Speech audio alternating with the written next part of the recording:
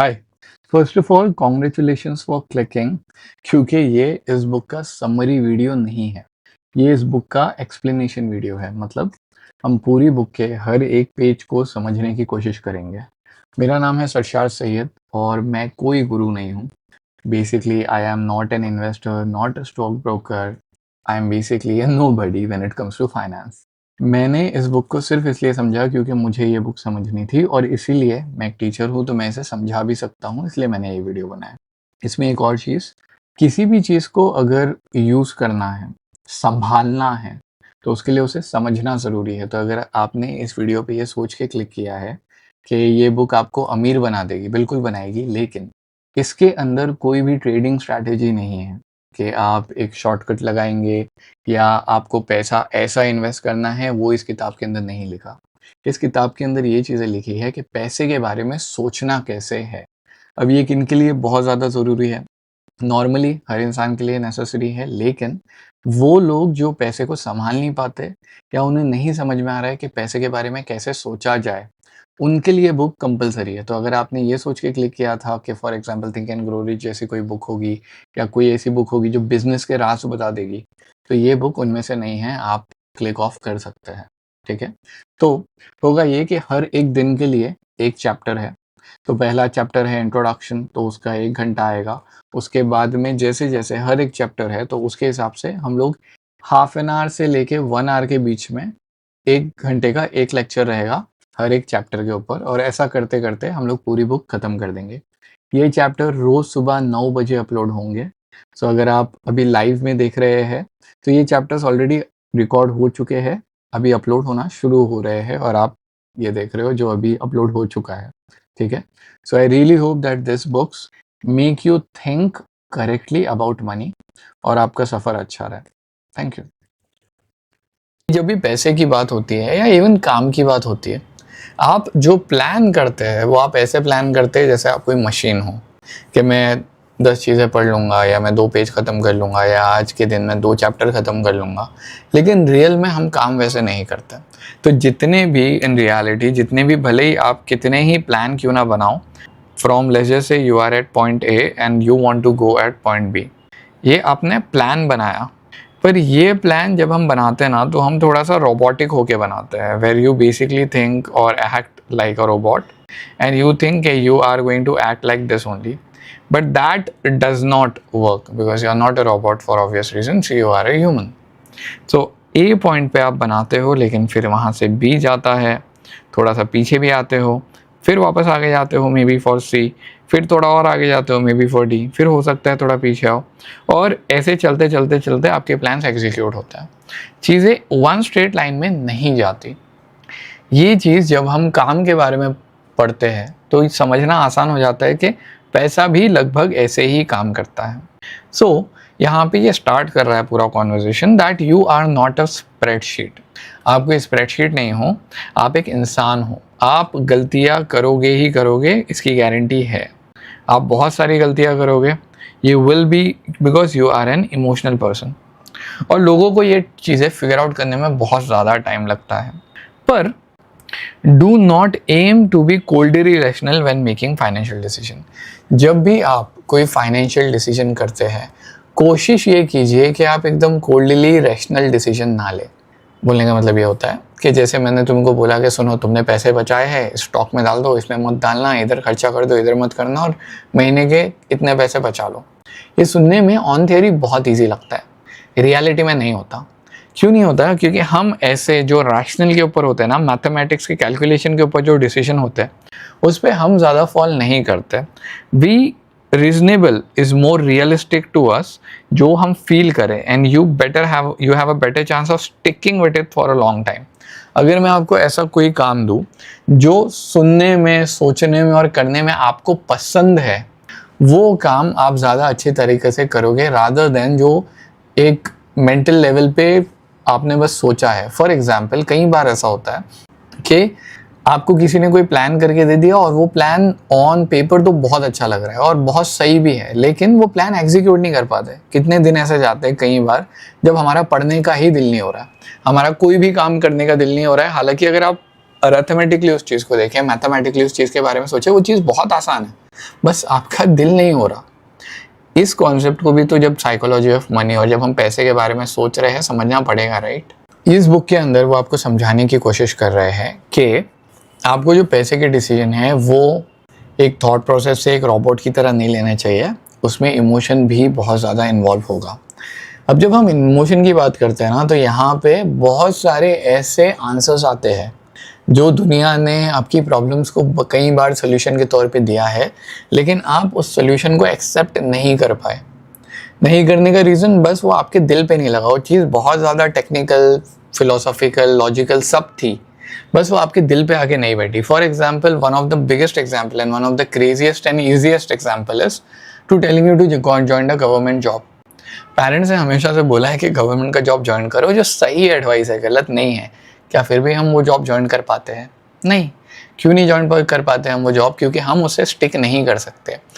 लेकिन ये सेम चीज़ पैसे में भी तो अप्लाई करती है ना। जब आप पैसे के बारे में सोच रहे हो, बिजनेस में अगर आपको कोई ऐसी ही एडवाइस दे तो हम उसको हमेशा ऐड पाल लेते हैं। हमको लगता है कि हाँ, बस इस इंसान की एडवाइस मान लेंगे तो काम हो जाएगा, लेकिन काम उस हिसाब से होता नहीं है। क्योंकि जब भी आप इन्वेस्टमेंट करते हो, जब भी आप इन्वेस्टमेंट में आगे जाते हो, आपके डिसीजन उस हिसाब से चेंज होते हैं, और ये समझना काफ़ी ज़रूरी है। अब इस इंसान ने इसको इलस्ट्रेट करने के लिए यहाँ पे एक स्टोरी बताई है। स्टोरी में ये है कि एक डॉक्टर थे और वो ना एक बड़ी बीमारी का इलाज कर रहे थे।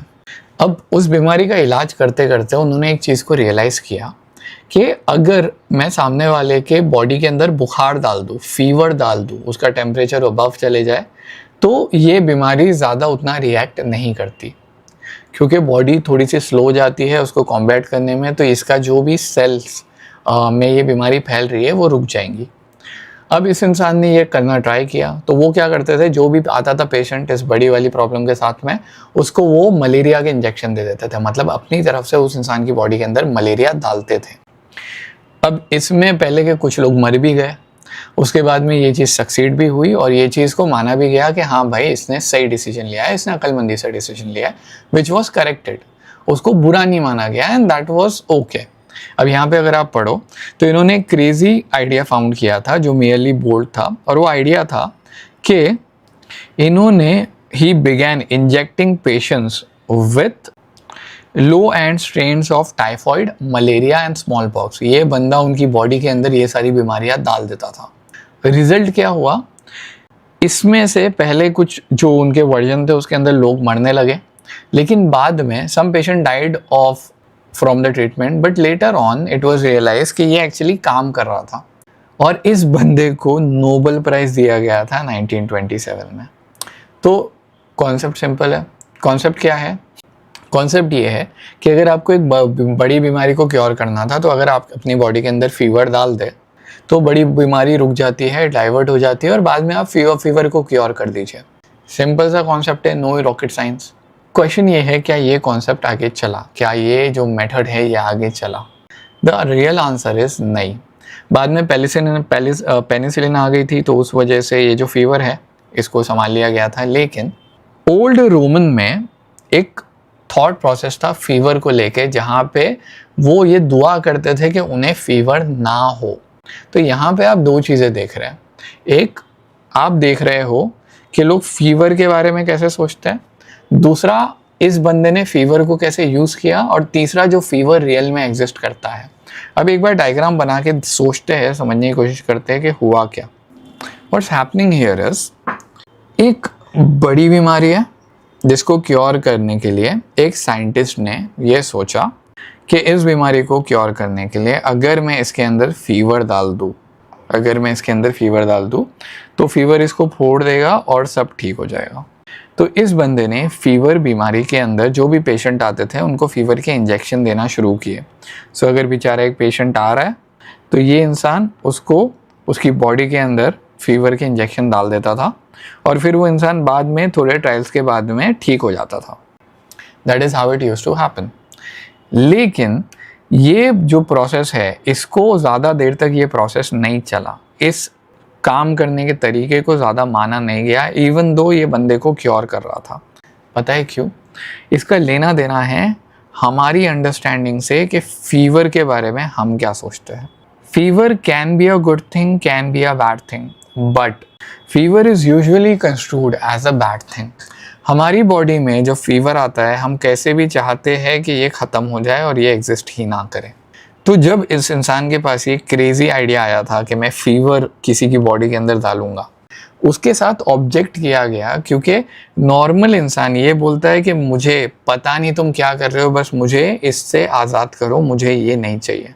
आपके पास में थियरी में चीज़ें कितनी भी काम करे, रियलिटी के अंदर इंसान वही करता है और वही चीज़ को अप्रूव करता है जो उसे अच्छा फील करवाती है। ये समझना बहुत ज़्यादा ज़रूरी है। इसका बोलने का मतलब यही है ब्लंटली एंड बेसिकली कि हम पैसे के बारे में भी ऐसा ही सोचते हैं। तो आप जितने भी थियरम्स लगा लो, आप जितना भी फीवर को अच्छा बोल लो, फीवर को एज अ मेडिसिन की तरह यूज़ करो, लोग फीवर को अपनी बॉडी के अंदर ज़्यादा देर रहने नहीं देंगे या आपका जो इलाज है उसको एक्सेप्ट नहीं करेंगे। क्यों? क्योंकि उनका दिमाग एक अलग तरीके से चलता है। Fever hurts and people don't want to hurt, that is it. Fever आपको हर्ट करेगा, भले ही अच्छा हो बुरा हो, और आप नहीं चाहते कि ये तरीके से आपका इलाज हो। तो ऐसा अज्यूम करो कि आज वो बीमारी गलती से आपको हो जाती है और आपके पास दो तरीके हैं, एक दवाई ले लो और ठीक हो जाओ, दूसरा फीवर ले लो और ठीक हो जाओ। आप फीवर वाले रास्ते पे नहीं जाओगे भले ही कितना भी अच्छा लगे। क्यों? क्योंकि आपको प्रॉब्लम से, फीवर से नहीं गुजरना है। सेम वे जब पैसे की बात आती है, we think along the same lines when it comes to money as well. हमको मनी के बारे में जब बात होती है ना, तो भी कोई इंसान आके आपको हो सकता है 10 चीज़ें बताए कि आप ये सेव करो, आप ये सेव करो, आप ये सेव करो, और फिर इसको इधर इन्वेस्ट करो, इसको इधर करो, इस स्टॉक में लगा दो, इवन दो आपको सही नहीं लग रहा आपके हिसाब से। क्योंकि मैं बोल रहा हूँ जो बहुत बड़ा बिजनेस एनालिस्ट है, आप उसकी बातें सुन तो लोगे और हो सकता है उसकी बातें सही भी होगी, लेकिन आप उसको एक्सेप्ट नहीं कर सकते। ये आपने दिमाग में बिठा लो। इसको एक्सेप्ट करने के लिए आपको बहुत ज़्यादा ब्रेन पावर की ज़रूरत लगेगी, क्योंकि हमारे दिमाग को जो हमें समझ में आता है ना वो चीज़ें करना पसंद है, वो नहीं जो मैथ्स हमें बोलता है। इसके लिए एक दूसरा एग्जाम्पल ये दे रहा है। एक रिसर्च हुई थी जिसके अंदर ये पाया गया था और जिसके अंदर ये जाना गया था कि आप अगर एक इंसान हो जो अभी कॉलेज में पढ़ रहा है, तो उन्होंने बोला था कि if you are in college, this is what you save, right. ये आपकी सेविंग है। सेविंग कहाँ पे जाएगा? इन्वेस्टमेंट में जाएगा। तो येल ने रिसर्च करके बताया था कि आपकी सेविंग और आप लोन लो, इस लोन को दोनों को, मतलब आपकी सेविंग, आपकी अर्निंग पोटेंशियल समझ लो 100 है, तो वो बोल रहे थे 100 का लोन एक्स्ट्रा लो और ये दोनों पैसों को इन्वेस्ट करो, and you will be investing 200। By the time you are of an old age, आपके पास 90% ज़्यादा वेल्थ होगी जो भी आप इन्वेस्ट कर रहे हो उससे, इस फॉर्मूला के हिसाब से। बट ज़रा सोचना, जिसने ये पैसा इन्वेस्ट किया है उसकी सेविंग गई, उसके ऊपर कर्जा आ गया, उसको इन्वेस्टमेंट की कोई गारंटी नहीं है। और इसमें इन्होंने ये भी बोला था कि अगर आप ये फॉर्मूला एक्सेप्ट करते हो, तो अगर ऐसा समझिए आपने अभी इन्वेस्ट किया है 2025 में, 30 में कोलैप्स आता है, रिसेशन आता है और ये सारे पैसे ख़त्म हो जाते हैं, तो वो बोल रहे थे कि आप इस स्ट्रैटेजी से चिपके रहो, हिलना मत, वापस ऐसे ही इन्वेस्ट करना शुरू कर दो। होगा ये कि आपका जो आखिरी में नेट आएगा ना वो अच्छा ही होगा। ये इनकी रिसर्च थी। पता है कितने लोगों ने रिसर्च एक्सेप्ट की? किसी ने भी नहीं, क्योंकि ये रिसर्च खाली मैथमेटिकली सुनने में अच्छी लगती है। रियल लाइफ में अगर ज़रा सा खर्चा आया, आप डर के भाग जाओगे, आप रुक जाओगे, आपको इन्वेस्ट करने नहीं जमेगा। Okay, Yale published a study arguing young savers should supercharge their retirement account using 2-to-1 margin. This was not accepted at all. Mathematics सही था, कंक्लूजन भी सही था, दिल ने मना कर दिया। सेम चीज़ यहाँ पे आती है। हैरी मार्कोविट्स करके एक इंसान है, एक इन्वेस्टर से जिन्होंने नोबेल प्राइज़ जीता था। तो उन्होंने एक्सप्लोर किया था कि trade off between risk and return, मतलब कितना पैसा मैं लगाता हूँ और कितना मुझे मिलता है, इसके बीच की स्टडी उन्होंने की थी, इसका रिलेशन उन्होंने स्टडी किया था। उन्होंने अपने एक इंटरव्यू में बोला था कि I visualise my grief if the stock market went up and I wasn't in it, और if I went down if I went way down and I was completely in it, my intention was to minimize my future regret. So I split my contribution 50-50 between bonds and equities. बोलने का मतलब कि एक होता है mathematics के हिसाब से इन्वेस्टिंग करना, दूसरा होता है लॉजिक और अपने दिल के हिसाब से इन्वेस्टिंग करना, ये समझना कि मैं इस चीज़ को डाइजेस्ट नहीं कर पाऊँगा। इस इंसान ने वो चीज़ समझा था और इन्होंने बोला था कि जब मैं इन्वेस्ट करता हूँ ना, मुझे पता है कि ये कंपनी में इन्वेस्ट करना चाहिए, लेकिन मैं अपने दिल के हिसाब से इन्वेस्ट करता हूँ कि मुझे जब डर लगेगा तो मैं पैसा निकाल लेता हूँ, और जब मतलब जहाँ पे मुझे ऐसा लगेगा ना कि डर लगेगा तो मैं बुखला जाऊँगा, वहाँ पे मैं पैसा नहीं इन्वेस्ट करता हूँ। So I invest 50% in bond and equities. Bond का मतलब होता है जहाँ पे पैसे ज़्यादा सेफ रहते हैं, इक्विटी का मतलब होता है जहाँ पे थोड़ी और ज़्यादा टर्बुलेंस है। जब आप इन दोनों चीज़ों में इन्वेस्ट करते हो तो आप थोड़े सेफ रहते हो। इसके बाद में आने वाले फ्यूचर में इस इंसान ने अपनी जो इनकम थी उसको और अपने जो इन्वेस्टमेंट थे उनको और डाइवर्सिफाई कर दिया था, मतलब ये इन्वेस्टमेंट्स और बट गए थे। अगर यहाँ तक का एक्सप्लेनेशन आपको अच्छा लग रहा है तो इस बुक को उठाने के बाद में जो बुक हम समझा रहे हैं अभी करेंटली गूगल मीट के ऊपर हमारे ग्रुप में व्हाट्सएप के, जो कम्प्लीटली फ्री है, वो है ये stay like an artist. So अगर आपको ये बुक समझनी थी, so all you have to do is basically join the group, और वहाँ पे आपको गूगल मीट की लिंक आ जाया करेगी, आप वहाँ पे कनेक्ट होके लाइव सेशन में आके, और वो ना स्ट्रीम होता है ना बेसिकली कहीं और जाता है, तो it is basically a very compact setting where आप क्वेश्चन पूछ सकते हो, डिस्कशन कर सकते हो, अपनी अंडरस्टैंडिंग बढ़ा सकते हो। और इस बुक के लिए particularly because I come from arts, by the way I'm a teacher of photography, graphic designing and illustration. I am from mass communication and I am a teacher. मैं पिछले 2 साल से पढ़ा रहा हूँ, उसके पहले ग्राफिक डिज़ाइनर था, उसके पहले फोटोग्राफर था। तो आई बिलीव इस बुक को मैं थोड़ा ज़्यादा बेहतर तरीके से समझा सकता हूँ। अगर आपको ज्वाइन होना है तो बिल्कुल आ जाइए लिंक पे क्लिक करके। ये हमारी व्हाट्सएप की कम्युनिटी है, ऐसे ही कम्युनिटी डिस्कॉर्ड पे भी है। और अगर अच्छा लगे अभी तक ये वीडियो तो प्लीज़ सब्सक्राइब कर देना यार, और साथ में शेयर कर दो क्योंकि वो बहुत ज़्यादा ज़रूरी है। ऑल्सो अगर कोई भी डाउट आता है आप कमेंट में पूछ सकते हैं, मैं कमेंट में रिप्लाई कर दूंगा, ठीक है। ये वो इंसान है हैरी मार्कोवर्ट्स जिसने नोबेल प्राइज़ जीता है, जो खुद बोल रहा है कि मैं एक चीज़ में मैथमेटिक्स के हिसाब से चीज़ें अप्लाई नहीं करता, और बाद में उन्होंने डाइवर्सिफाई कर लिया था अपना इनकम सोर्स। इसके ऊपर एक दूसरे रिसर्चर थे जिन्होंने ये बोला था, जेसन ज़्विक करके, कि दैट इज़ टोटली फाइन। लोग पैसे का decision, my own views is that people are neither rational nor irrational. लोग ना तो रैशनल होते हैं मैथमेटिकली, ना तो इरैशनल होते हैं, वो इंसान होते हैं। अगर उनकी पैसे कहीं पे लगेंगे और पैसा डूबेगा तो उसको बुरा ही लगेगा, वो रोबोट की तरह उस चीज़ को एक्सेप्ट नहीं कर सकता। और इस ही हिसाब से इन्वेस्टमेंट की स्ट्रैटेजी चूज़ की जानी चाहिए। तो अगर मैं एक सोल्यूशन देखूँ कि पूरी बुक या पूरा चैप्टर पढ़ के हमको क्या मिल रहा है, ये आपको सिंपल लफ्ज़ों में ये बोलना चाहता है कि जब भी आप जाके स्टॉक मार्केट में पैसे लगाओगे, जब भी आप जाके कहीं पे सेविंग करके पैसे डालने वाले हो, याद रखना कि मैथमेटिकली कोई भी प्लान बना लो, आखिरी में जो डिसीजन होगा ना वो आपके दिल के हिसाब से ही होने वाला है, क्योंकि आप डर के मैथमेटिक्स को छोड़ दोगे। और इसलिए कभी भी मैथमेटिक्स के हिसाब से इतने खतरनाक डिसीजन नहीं लेना कि आप उसे स्टिक नहीं कर पाओ, क्योंकि स्टॉक मार्केट के अंदर एक चीज़ 100% श्योर है, और वो ये है कि अगर आपकी कोई स्ट्रैटेजी है ना, आपको उससे शिफ्ट होना चाहिए। एक कोट है स्टॉक मार्केट में, पैसा स्टॉक मार्केट के चढ़ने पे लगाते हैं उनको बुल्स बोला जाता है, जो उतरने पे लगाते हैं उनको बेयर्स बोला जाता है, और जो बस घूम रहे होते हैं इधर से उधर, जो खाली स्टॉक मार्केट में नहीं आए हैं, उनको एक स्लैंग है पिग पिग करके, उनको पिग्स बोला जाता है कि इसको पता ही नहीं है क्या हो रहा है, ये खाली मार्केट में है। तो एक कोड आता है और तुम लोग देखे लिखा हुआ मिलेगा तुमको ये, कि बुल्स अर्न द मनी, जो पैसे मार्केट चढ़ने पे पैसा लगाता है वो पैसा कमाता है, जो मार्केट उतरने पे पैसा लगाता है वो भी पैसा कमाता है, दोनों पैसा कमाते हैं, आज इसकी बारी कल उसकी बारी। जो पिग्स होते हैं ना वो स्लॉटर किए जाते हैं, उनके हाथ से पैसा जाता है क्योंकि उनको पता ही नहीं है कि क्या हो रहा है।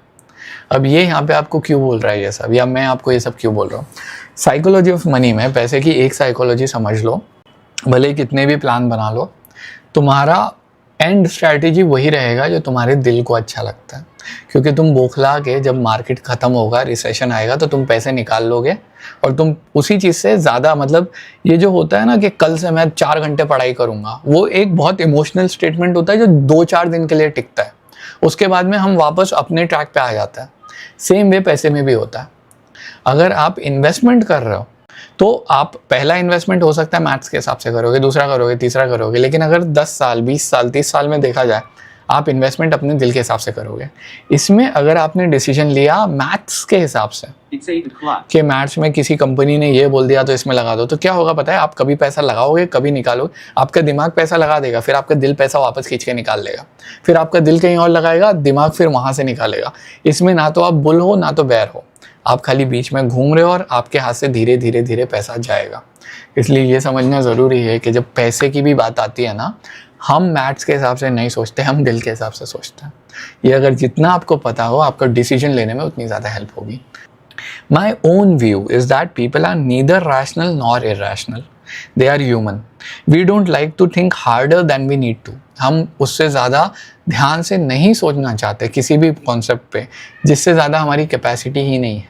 तो हर्षद मेहता का सीरीज़ स्कैम 1992 देखते हुए अच्छा तो लगता है कि दिमाग लगा के मैं ऐसे पैसे बना लूँगा, और कई लोग उसमें से पैसा बनाने चले भी जाते हैं, लेकिन जब वो अंदर जाते हैं उनको रियलाइज़ होता है कि ये तो मैथ्स करना पड़ रहा है जो हमारा है ही नहीं, and they then have to walk out.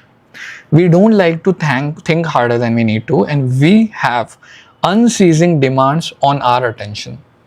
Seen in that light, there's nothing surprising about the fact that the pioneer of modern portfolio theory, which was the person we read above, he's built his initially portfolio with so little regards to his own research.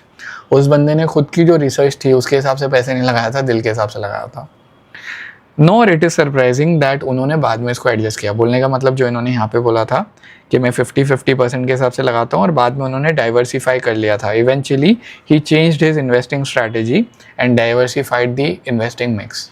बोलने का ये मतलब है कि जब भी stock market में या कहीं पे भी पैसा इन्वेस्ट करो, मैथ्स और दिल दोनों साथ में आने चाहिए। वो रीजनेबल डिसीजन होना चाहिए, रैशनल नहीं।